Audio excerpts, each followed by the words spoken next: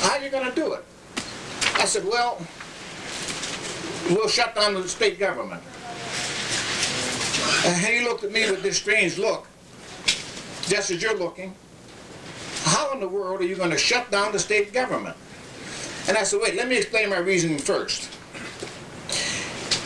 If some way we were able to shut down the state government, what's going to happen is the press is going to come and ask the legislators, why isn't the state doing anything?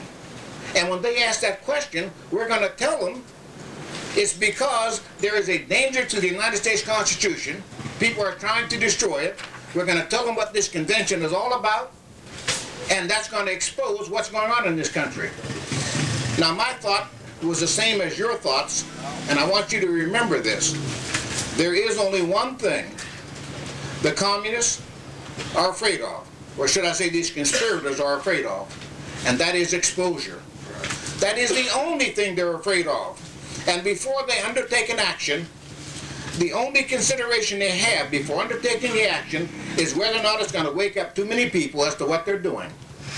I want you to keep that in mind, that the only thing they fear is exposure, that too many people are going to discover what they're doing, that there exists a plan somewhere. Well, that was my thought. So the fellow said to me, well, how in the world are you going to shut down the state legislature? And that would be your question, too. You think this guy's a nut. How is one man going to shut down the legislature? And I said, well, that's pretty easy, too. Now, I had to say that because otherwise, you know, I'm bold. I have to be bold, you see. Hey, I said, that's pretty easy.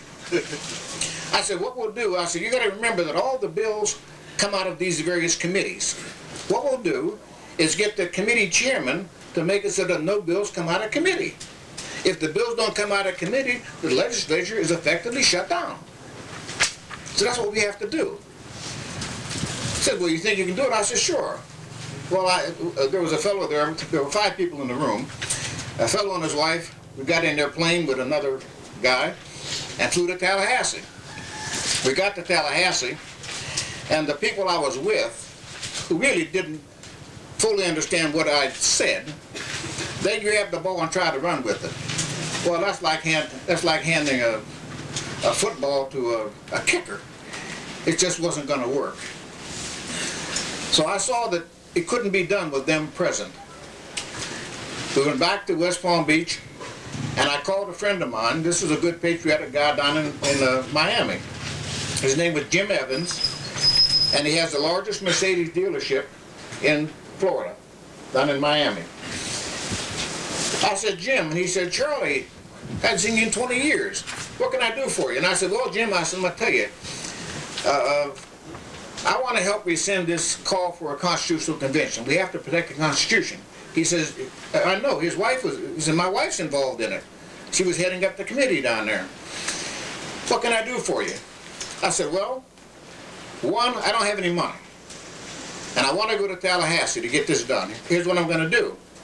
He said, what do you want me to do? And I said, I want you to rent me a room in Tallahassee for 3 days. Pay for it in advance. I'll drive up and get this done. He said, okay. Now this is a patriot, no questions asked. If I said I was going to do it, I was going to do it or die trying. He rented the room. I left West Palm Beach and drove up to Tallahassee.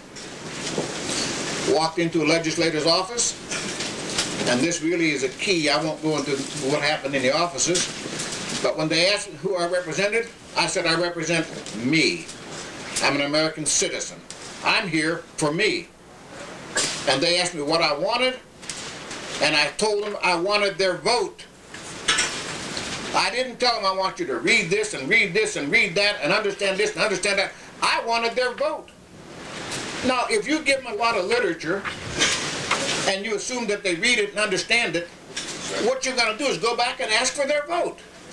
Well, the heck with that. I wanted their vote, and I told them why. And I also told them, I said, now what I want you to do